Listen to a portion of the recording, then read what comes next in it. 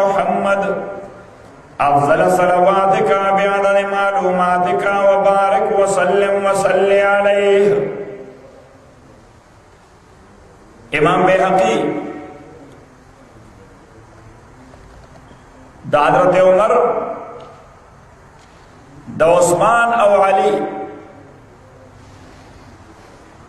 دریوالو قول نقل کرے دی.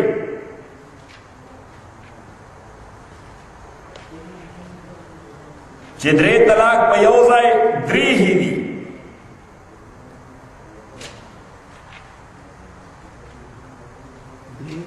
درې طلاق بس درې دي. امام ابو داود د مجاهد سے د نقل کړي لا تابعی دی د ابن عباس سے شاگرد دی. مجاهد کا چې ابن عباس سے قوم دی باندې فتوا ورکولا.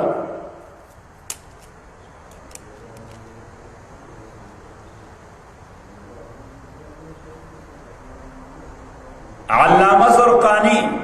ټول عالم تر شوی دی.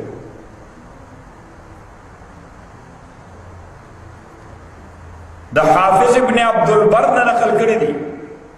حافظ ابن عبد البر لوی محدث تر شوی دی چې په دې د صحابه او اجماع ده چې درې طلاق په یو ځای درې دي.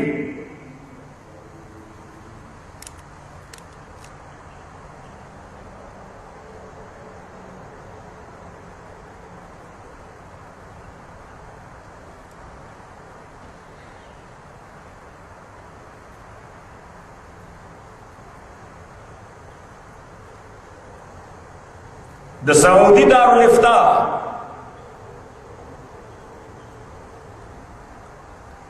په سلو صفحاتو باندې مشتمله یو فتوا صادره کړې ده.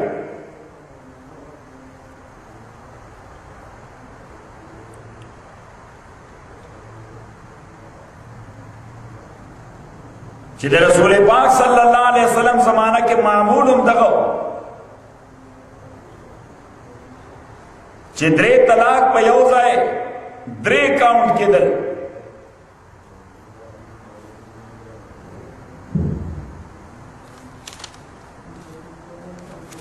او دا خبره چې دا د حضرت عمر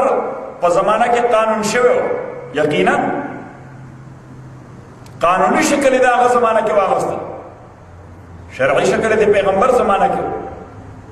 حضرت عمر رضی الله تعالی عنہ څور د قانون شکل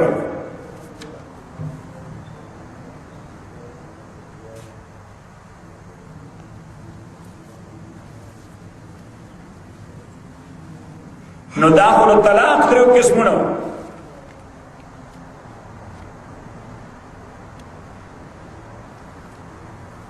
اس کا طلاق چا د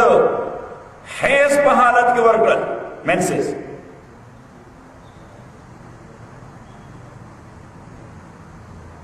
دا عمل د سنت خلاف دی.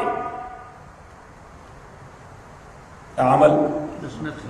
د سنت خلاف خو طلاق واقع دی.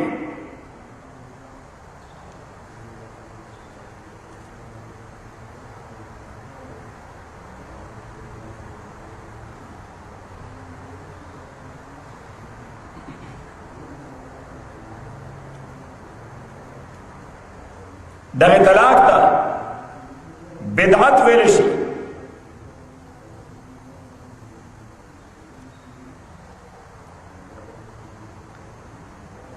اوس دا خبره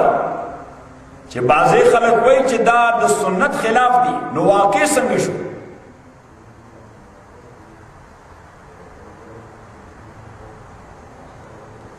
نو په زمزم باندې استنجا کول مکروه دي. مثال دا دی چې د زمزم اوبو باندې استنجا کول مکروه دي. خو که چا استنجا پې وکړه نو استنجا پې کېږي. څوک دا نه شي ویلی چې پاک شوی دی ځکه چې په زمزم دې استنجا کړې ده. نه دا کار خو دې ناجایز کړی دی خو استنجا دې شوې ده. د پرېر حال کې دې ځای دې ځای کې غسل کول ناجایز دي کله غسل ځای نه دی که دی خو که چا غسل وکړ نو غسل یې وشو په دغه ځای کې اودس کول ناجایز دي خو که چا پکې اودس وکړ نو موږ ورته څه چې دا کار دی د ګناه دی خو اودس پې وشو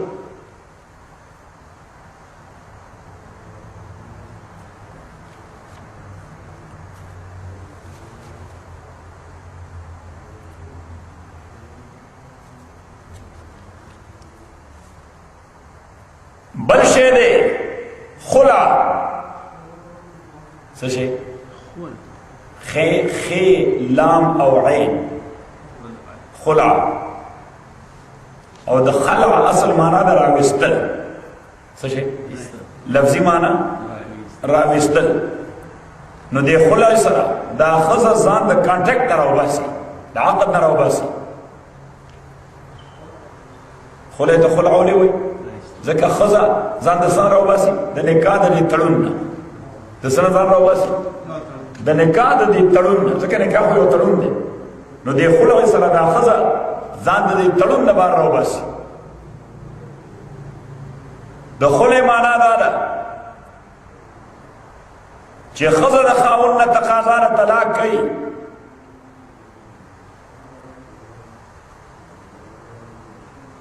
په بدل د سمال کې بدل سمال کې دا مال خو یاد آئی چې تا مالا کم مہر مقرر کړی دی هغه نه غواړم خو ما آزاده کا صحیح یا ورته وایي هغه هم ستا شو لس زره ډالر به نور هم درکم خو ما آزاده کا نو دې ته خلع وایي دا د ښځې او د خاوند په باهمي رضا باندې کېږي خو مطالبه د ښځې طرف نه مطالبه چا طرف نه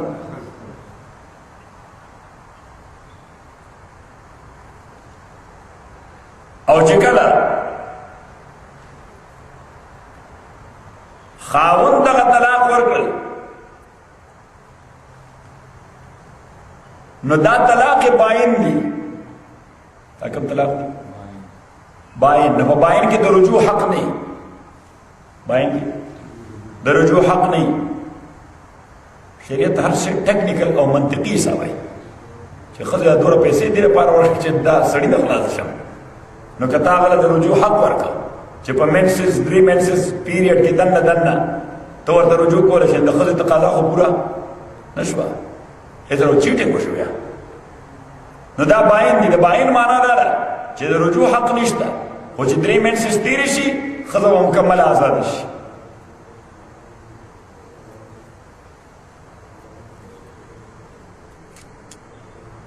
د خلع په صورت کې د دریو امامانو په نسبت باندې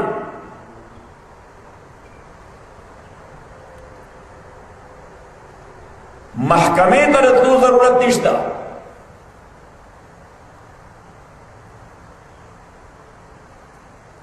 او امام احمد وی رحمه الله چې دا شی به د محکمې نه توثیق کوي څه به کوي اپروو کوي او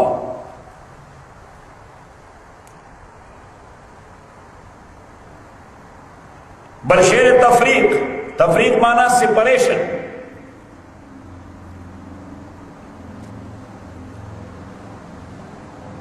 تفریق محکمہ کوي سو کوي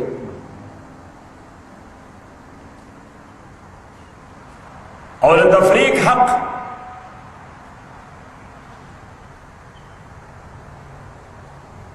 دا شریعت ورکړی دی زلک راځم د څه شی آفرن پہ آ جائے تفریق یعنی سپریشن دا د محکمې په واسطه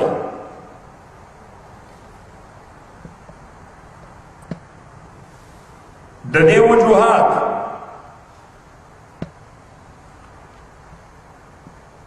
نمبر اول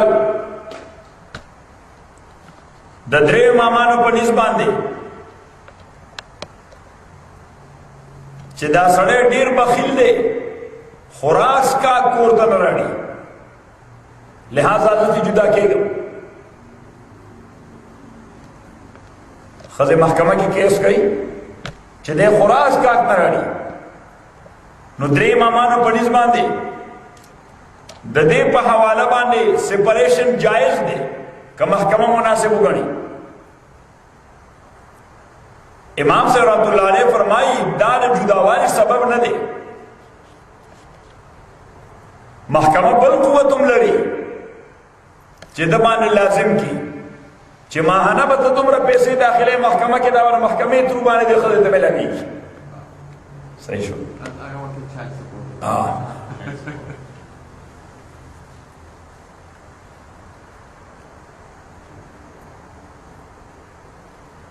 نمبر 2 د عیبونو د وجې جداوالی.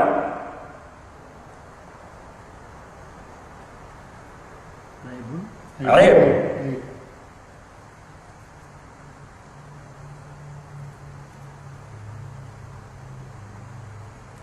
نمبر 1 چې دا نارینه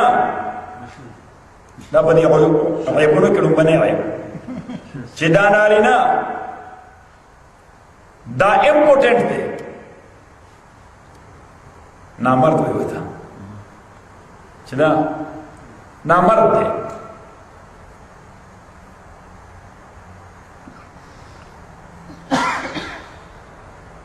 یا د زنانه طرف نه چې زنانه کې داسې نقص دی چې یو ځای کېدل ورسره ممکن نه دي، بس نور دور وضاحت سره تلل نه پکار، ټول خلک پوهېږي.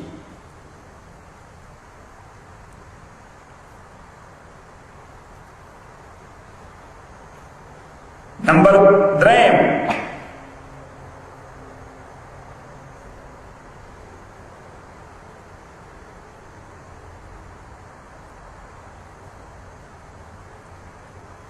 چې نارینه یا لیونی دی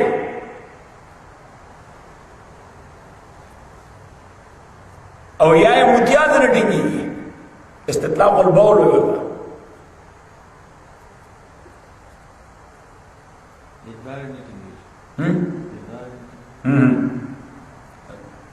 means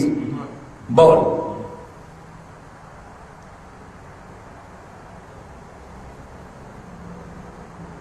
نو خلک ته شریعت حق ورکوي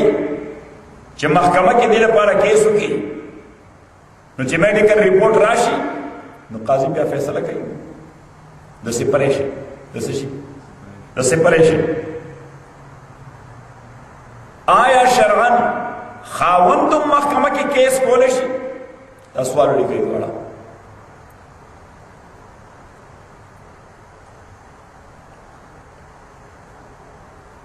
درې امامان وایي او کولی شي.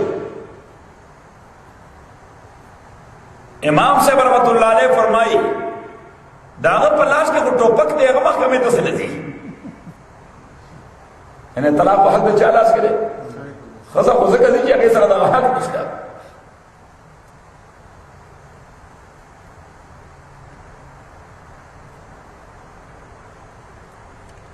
امام مالک صاحب رحمت اللہ علیہ فرمائی چې د ښځې خاوند میس کې که تسلسل سره جنګونه کېږي، هر وخت روزانه جنګ، نو دا هم یو سبب دی د جدا کېدو لپاره. باقي درې امامان وایي نه، دا سبب نه دی جدا کېدو لپاره. یعنې چې جدا کېده او خبره شلې صحیح، دا نکاح خو لائف ټایم کمټمنټ دی، دا خو باید چې دواړه یو بل ایڈجسٹ کی، یو بل ځای کی. صحیح،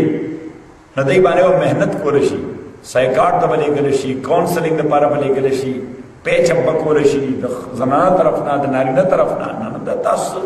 څه ویښئ؟ په څه باندې جنګونه کوئ؟ روزانه څه چل شوی؟ صحیح، ده ته وایم آرټیشي ته بوځه مې نه بوځي. اوکې وی دا سبا آرټیشي ته بوځه، خبره خلاص شو. صحیح شو.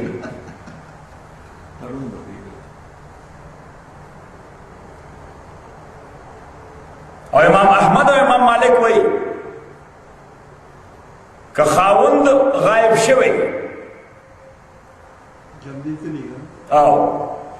او سویر اباوټ نه معلوم څه معلوم نه چې کوم ځای دی نو بیا هم ښځې ته حق دی چې په محکمه کې د سپریشن لپاره کیس وکړي دا خو ډیپینډ چې ویره باټ نه معلوم بس دې معنا ده چې نفس ساتي او کنه اوس که ښځه وایي چې دا راډو خط نه رالېږي خفت رالېږي بس دا قاضي باندې ډیپینډ ده دلته ولې قاضي صاحب که زه د خپل مامورین ټول درڅخه لاندې راځي دا امام مالک صاحب تشریح کړې ده چې څلور میاشتې تېرې شي نو ښځې ته حق دی چې عدالت ته ځي محکمې ته او دغه رنګ امام مالک صاحب او امام احمد صاحب وایي چې که خاوند باندې حکم د قید شوی دی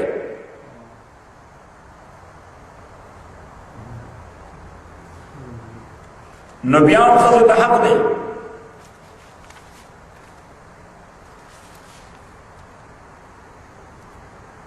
چې که هغه جداوالی غواړي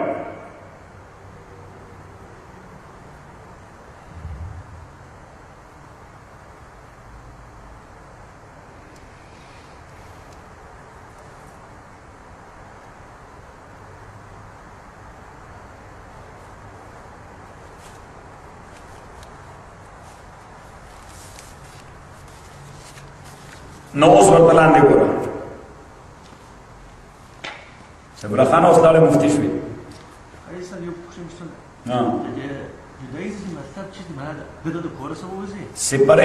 سپریشن نو یې ډیزولوشن نکاح ختم شي ته سپریشن دلته خو روزه نه کېږي دا کار مې ته الله ته روزه نه مې اورېدي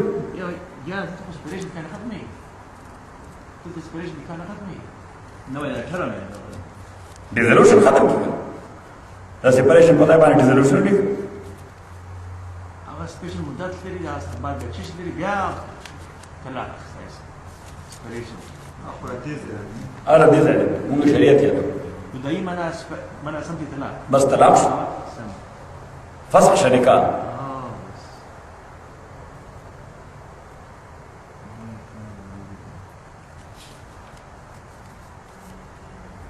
یا ایها الذین آمنوا ایمان والو اذا نکحتم المؤمنات چې کله تاسو نکاح کړي مؤمن ښځو سره ثم طلقتموهن بیا مو طلاق ورکړي دوی له من قبل ان تمسوهن مخکې د دې نه چې مس کړي مو دي ټچ کړي مو دي له مس معنا ټچ یعنی یو ځای شوي دي فما لكم عليهن نشترطا صدقان پدې خذ باندې من عدة الاسعدت تعتدونا چې تاسو عدت شمارئ هغه means دې ته وایي غیر مدخوله غیر مدخوله ده فمتعوهن متعه ورکئ دوی ته نو دا ته متعه ولیکه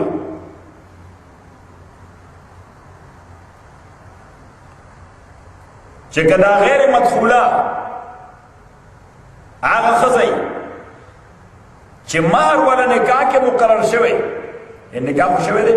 خو رخصتي نشته یو ځای کېدل نشته او طلاق واقع شو نو که مهر ولا مقرر شوی نو خو 50% یعنی نیم مهر استحقاق د طلاق نه بعد چې لس زره ډالري نو څو به ورکړي 15 او که مهر نی مقرر شوی په نکاح کې نو بیا به متعه ورکړي متعه معنا لفظي معنا انجوایمنٹ څه شي انجوایمنٹ او انجوایمنٹ once again depend صحیح ماحول ته کتې شي معاشرې ته کتې شي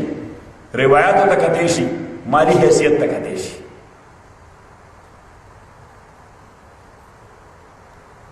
صحیح اوس بعضې ماحول هغه داسې غیرتي ماحول وي چې که د نکاح په موقع باندې یو سړي $1 लाख کوم سامان ورلېږلی صحیح رخصتي ونه شوه او خبره ناجوړه شوه صحیح هغوی دا د غیرت خلاف ده چې اوس شی دې واپس غواړو وي دغسې که نه وایي سړی شرمېږي نو بس دا دغلته ولیکه چې په عرف و عادت او په مالي حیثیت موقوف ده په عرف و عادت او په مالي حیثیت موقوف ده نو بس د دې وجې شریعت بس یو خبره کړې فمتعوهن قرآن بس واضح فمتعوهن انجوایمنټ ورکوي څه ورکوي نو اوس انجوایمنټ د هر چا مختلف قسم وي چې څوک په زرګونو کې ګټه کوي د هغې انجوایمنټ یو شان وي چې څوک په لکونو کې ګټه کوي د هغې بل قسم وي چې څوک په میلیونو کې ګټه کوي د هغې انجوایمنټ بیا بل شان وي صحیح شو او یو سړی د خپل حیثیت مطابق فیصله کوي یو سړی بس هغه لطیفه یاد ساتئ چې بادشاہ په لار روان سیف الله خانه نو یو فقیر سوال کوه فقیر سوال کوه نو ورته وی یو روپۍ د الله په نامه راکړه نو خو بادشاه نو هغه ورته وی نه درکوم وی ولې وی دا ستا سوال زما د حیثیت مطابق نه دی بادشاه نه څوک یو روپۍ غواړي زه بادشاه یم فقیر خو نه پېژنم وی زه بادشاه یم تا زما د حیثیت نه ډېر لاندې سوال کړی نو فقیر هم ډېره لاندې و نو هغه ورته زه نو نیمه بادشاهي راکړه وی دا اوس سوال ستا د حیثیت خلاف دی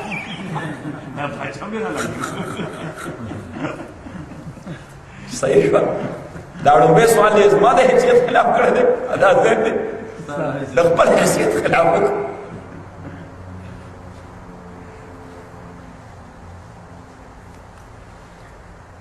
فمتعوهن متغور کئی دویتا وصرحوهن آزاد کئی دوی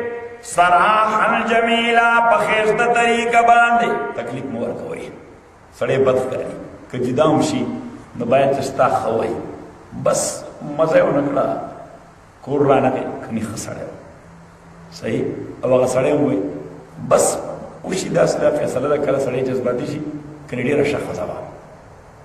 کله کله داسې وي بیا دا ذکر کوي که نه کوي سیف الله خانه قیس د دې خرابې خبرې سره کوي دا د کانفیوزي دا سبات بو دا یا ایها النبی پیغمبر علیه السلام انا احللنا لك جائز کړي تا لپاره ازواجک بیبیان استا الله دیا غ بیبیان آتے تو جورا چتا ورکڑی دیا کوئی تا مہرونا دا ہوئی دا نمبر 1 دغل تولی که دا یو قسم چی آغا خزی چتا والا مہر ورکڑی دی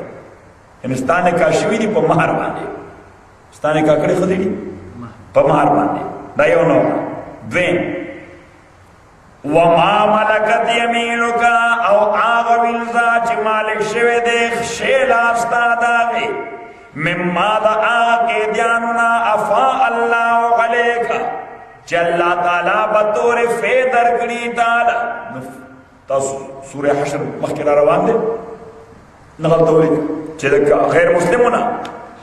دو قسم مال دا دا مسلمان حکمران لاست رازی نمبر 1 غنیمت نو دا د جنگ پس منظر کی راغلی غنیمت د جنگ پس منظر کی راغلی د دې سلوري سي اپ مجاهدانو تقسیمېږي ایوي سه بیت المال ته ایوي سه جاته بیت المال یعنی پینځم هغه پینځم ایسا بیا پینځه ځای کی یوی سپکی دا پیغمبر بھی علیہ السلام ویم ایسا دا پیغمبر دا خاندان بھی دا رشتہ دار بھی درہم ایسا دا مسکینان بھی سلورم دا یتیمان بھی اب پنزم دا مسافران بھی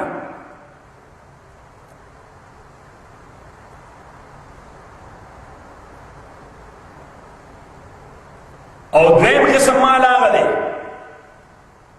چیو کافر قوم مسلمان حکمران تا بطور صلح پیش کی سنگے پیش کی بطور صلح چې بس دا جنگ ختمو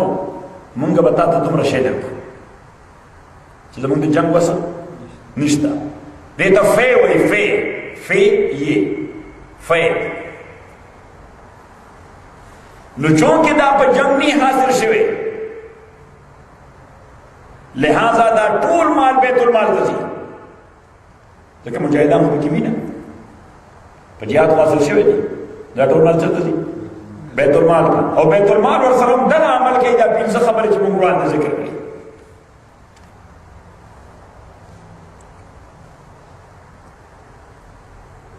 صحیح شوه؟ نو هغه زمانه کې د دغه مال په توګه څه غلامان یا وینځې به هم ورکولی شي صلح کې، څه غلامان یا وینځې به هم ورکولی شي صلح کې. وما ملکت یمینک، چې مالک شوی دی شی لاستا مما د هغه وینځو نه. افا الله علیک، چې الله تعالی تعالی په تور فی درکړي دي. نو دلته فی دا په معنا عامه دی، دا ورته ولیکه په معنا عامه دی، یعنی دې دا خاص دغه فی مراد نه دی چې کوم ډیفاین دی یا تعریف مولا وکړه، بلکې معنا عامه چې یا د جهاد پس منظر کې یا د صلح پس منظر کې ملاو شوی دی.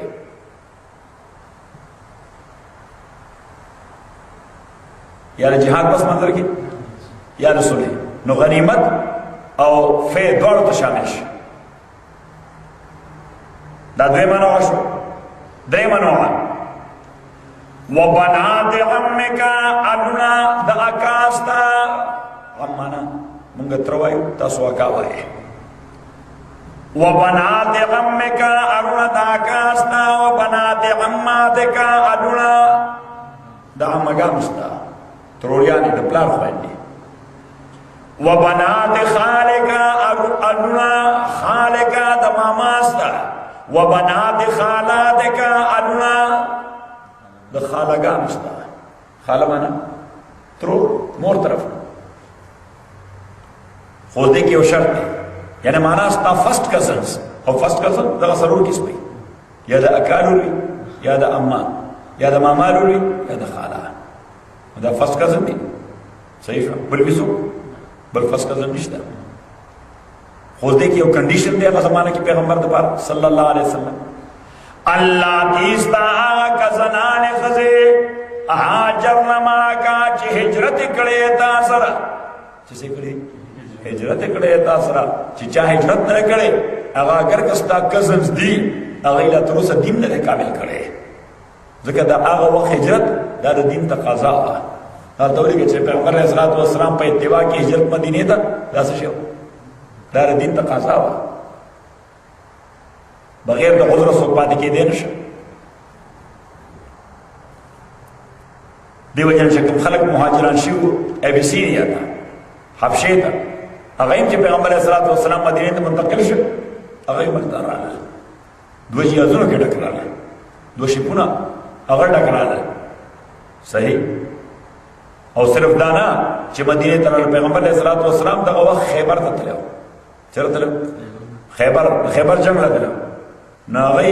د شپون نه چې کوز شو نه ورپسې خیبر ته لاړل.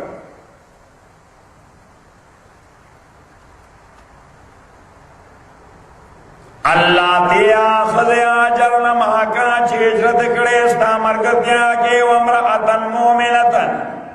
دا سرور منو عشو سرور قسم شو. درے قسم خوب یاد کرو، درے قسم یاد کرو. نمبر 1 ستا خزش تا والا مہار ور کڑے دے. نمبر 2 آغا وینزی چی بطور فیتا تا حاصل شوی. نمبر 3 ستا آغا کزنانے چی تا سر ہجرت کڑے دے. اور نمبر 4 وامرأة مؤمنة او يوخذ مؤمنة ان وهبت نفسها للنبي کدا بخیسان پر پیغمبر تا نوس. اللہ تعالیٰ چی دا خبرو کر چی یوخذ مؤمنة کدا خپل ځانو بخشی پیغمبر پاک تا صلی اللہ علیہ وسلم. دا خلوی سعادت تے کہ یوخذ پیغمبر پر نکاح کی راشی رٹوڑ امت مورو کرسی. مونگا چی مخلو مونگا ام المؤمنین زمونگا پاکی مور سیدہ عائشہ صدیقہ رضی اللہ تعالی عنہ، دا طول امت مور حضرت حفصہ سمر لوی سعادت ده. What a great title. المؤمنین. صحیح. نو دی وجه الله تعالی ور سره دیم کنډیشن چې اوس خو بارا خزه غواړي چې المؤمنین شي. صحیح. نور پسې وي ان اراد النبي ک پیغمبر غواړي ایستن کې ها چې دا پنیکا کی اوس دا خبره خبره غواړي چې دا سعادت ماته ملاو شي چې د پیغمبر پنیکا کې را لې او مؤمنانو مور شوي نه ک پیغمبر غواړي کڅه کې ک پیغمبر هم غواړي چې نکاح وکړي ان اراد النبي ایستن کې ها کہ ارادہ کے پیغمبر چې نکاح کې دې سره خالصتا لک نو اس پتہ ولګی دا بخشش دی ته وای چې داغه په بدله کې د څه شی مطالبه نشي نو نکاح دا په بدله د مہر کیږي دا دلته ولیکه چې نکاح پس کیږي په بدله د مہر دا دلته ولیکه د نکاح ریکوایرمنٹ دی مہر خدا د نکاح شرط نه دی دا د نکاح ریکوایرمنٹ خدا نکاح یعنی نکاح بغیر د محرم کیږي نکاح بغیر د محرم کیږي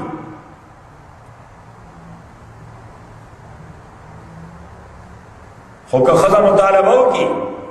یا سپریشن او جداوالی راشي طلاق واقع شي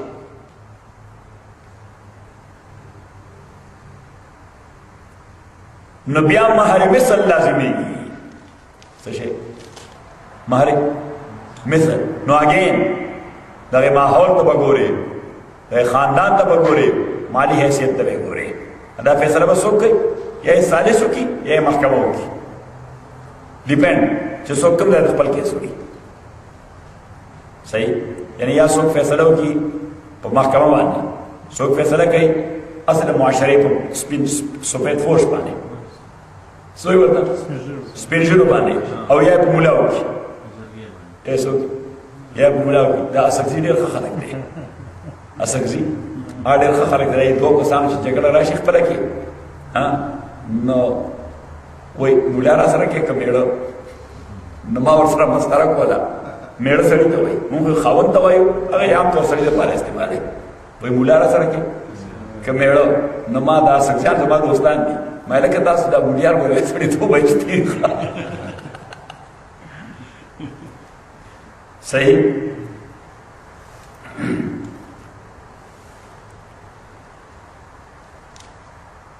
نو د عام مسلمان په حواله که نکاح بغیر د مهر او شو نو په صورت د جداوالي کې د ښځې حق د څه مهر د ښځې حق د څه کم مهر دا یاد ساته مال مثل او مال مثل ډیفینیشن درته یاد شي نظار عمل درته یاد شي چې مال مثل څه ته وایي بس د ټولو حیثیاتو ته کتې شي نمبر اول عرف دا او عادت دا چې کسټم سره رواج سره یا رسم تاسو رواج به رسم وایي رواج چې رواج سره نمبر 2 د دې خاندان سپیشلی د رواج سره صحیح شو ځکه د بعضې خاندانونو د سټیټس خبره صحیح د سټیټس خبره او نمبر 3 چې چا نکاح دی دا هم مالی حیثیت ته ګوري کتش خاندان دی ورپسې ورته یو طرف ته خو به هغه مالدار خلک هم دغه خاندان کې چې خو لکونه هم ورکولی شي نو که په درې کې خو د $50,000 د دې غریب په 675 باندې کار کوي غریب دې به هغه کم ځای نه ورکوي صحیح نو دې وجې مال مثل د ټولو شیانو ته کتې شي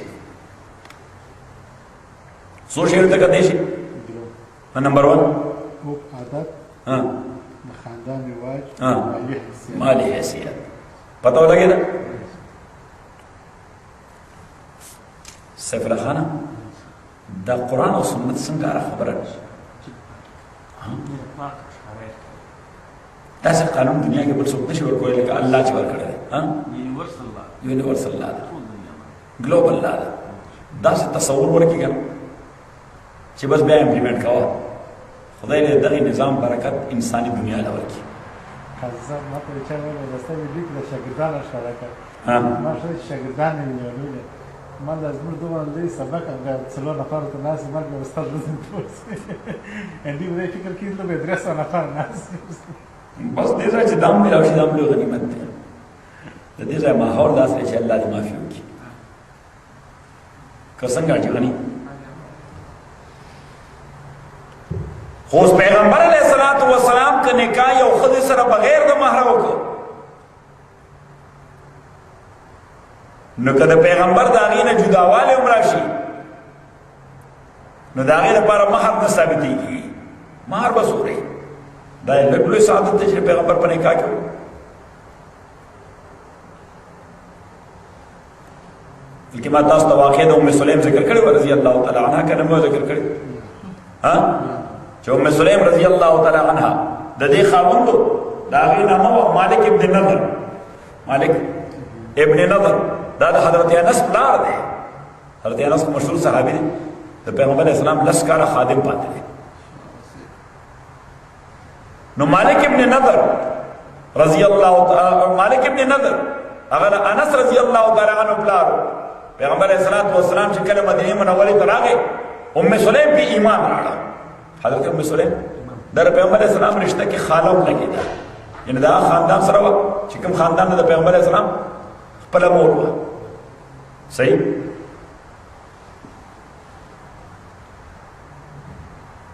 نو د ام سلیم ایمان راړه خو خاوند دی نضر ابن مالک هغه انکار وکړ او هغه غوسه شو بس ډوب شارې پرېښوده غضبناک سړی و شارې پرېښوده دا ځوانه ښځه وه او ډېره ښایسته ډېره خوش اخلاقه ډېره بهادره ښځه وه ام سلیم رضی الله تعالی عنها دا ولیکه سیف الله خان ځکه زموږ ښځې خو نورې خبرې ډېرې کوي باید چې دې واقعات دا ولولي چې د یو مسلمانې ښځې کردار سي نو چې کله خبر راغی ورځې بعد چې نضر ابن مالک مړ شو خاوند یې ورته مړ شو نو دې سره رابطه وکړه د مدینې منورې یو مالدار صاحب نسب باوقاره بهادر او شایسته نوجوان دا ټول صفتونه پکې وو صاحب نسب بهادر باوقاره سړی و مالدار شایسته و دا ټول صفتونه وایي ناغه ام سلیم ته رابطه وکړه نکاح لپاره د هغه نامه د ابو طلحه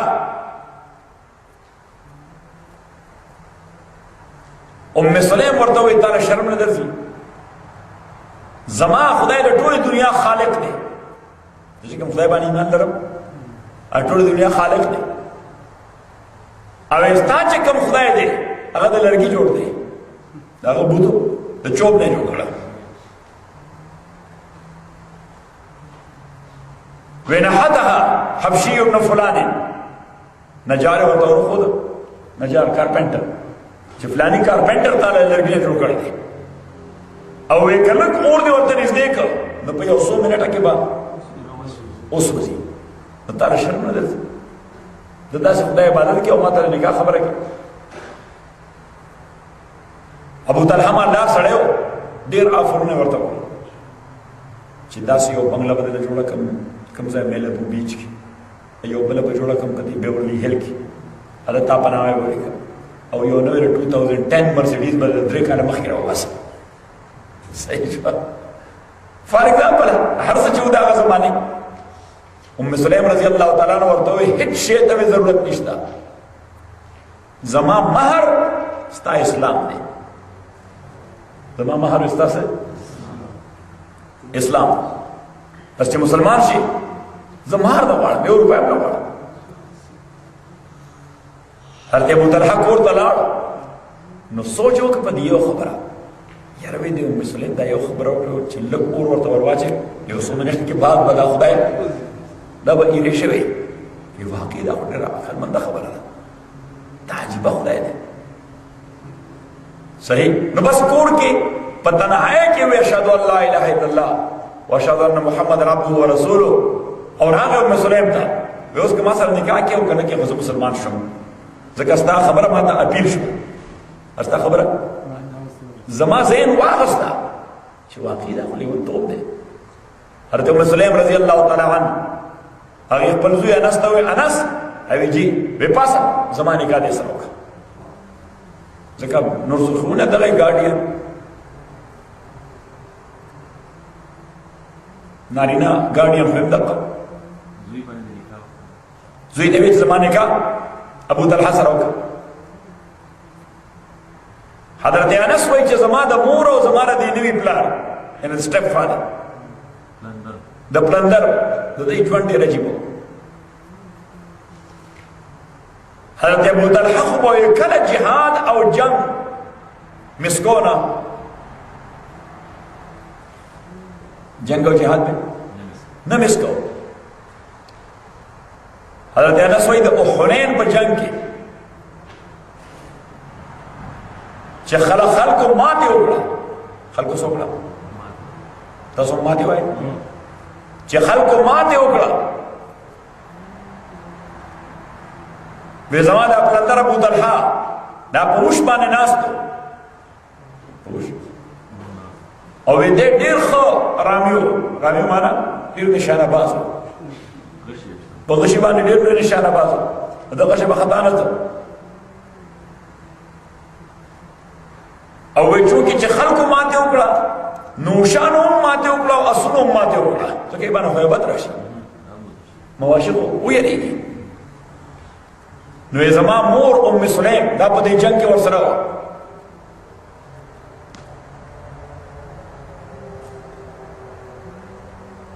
نو هغې د اوښ دا پوزه او دا شونډ وایي دا پوزه او شونډ دا یې په دواړو لاسو دومره کلک نیولی و چې چېرته زمونږ دا اوښ دا ونه تښتي صحیح او ویل هغې رسۍ دا یې د ملا نه چاپېره کړې وه نو هغه اس نیولی و او ابو طلحه زما پلندر په دا اوښ باندې سور و او دړام سره ځکه چې کافرانو پیغمبر باندې حمله کوله صلی الله علیه وسلم حضرت انس رضی الله تعالی عنہ وایي چې زما د پلندر په دغه ورځ باندې 3 کمانونه مات کړي په اوښ ویشتو باندې یعنې پهلوان سړی و څو کمانونه او چې کوم کس به تښتېده میدان کې به ماتې کوله حضرت ابو طلحه ورته آواز وکړ وی ته خو تښتې دا غشي دې ماته راکړه ته خو تښتې خو دا غشي خو ځان سره مه وړه اسنا ماته راکړه حضرت انس وایي زما مور ام سلیم رضی الله تعالی عنها هغې یو لوی خنجر ډریګن څه وایي ورته ډیګن څه وایي ورته خنجر دا یې لاس کې و پیغمبر علیه السلام ورته وکتل وی ام سلیم وی جی فدا کابی و امی مور پلار تا نه قربان شه حکم وی دې خنجر سره څه کوې وی زه ګورم چې څوک تا ته رانږدې کېږي خنجر مې دې لپاره راایستلی چې زه ګورم چې څوک تا ته او دومره غوسه وه حضرت ام سلیم رضی الله تعالی عنها ځکه دا جنگ دا فاطمه کې پسې متصل شوی او نوي خلک مکې والا مسلمانان شوي اصل کې ماتې ډومبۍ هغې کړې وه ماتې ډومبۍ چا کړې وه دا نیو کمرز کړې وه هغې ته طلقا وایي څه ورته طلقا معنا آزاد شده چې پیغمبر د فاطمه کې په موقع باندې هغې ته ووایي ویل تاسو نه هېڅ انتقام او بدله نه اخلم انتم الطلقا تاسو آزاد دي ما سره چې ورڅه کړي دي I will never mention there زه د هغې ذکر هم نه کوم طلقا د هغې ټایټل شي نو ام سلیم پیغمبر علیه السلام ته یېره جي چې دې جنګ نه فارغ شو دا طلقا خو ټول مړه که دی موږ نه په شرمولو دی ماتې وکړه موږ یې وشرمولو ځکه دا خو د عام جنګونو په شان جنګ نه موږ خو د اسلام دپاره جنګېږو دې کې خو تېښته نشته خو دی خو تېښته وکړه پیغمبر علیه السلام ورته ووایي چې ان الله کفا و احسن ام سلیم خیر الله تعالی به زموږ کفایت کړي الحمدلله رب العالمین والصلاة والسلام علی رسول محمد و علیه وصحبه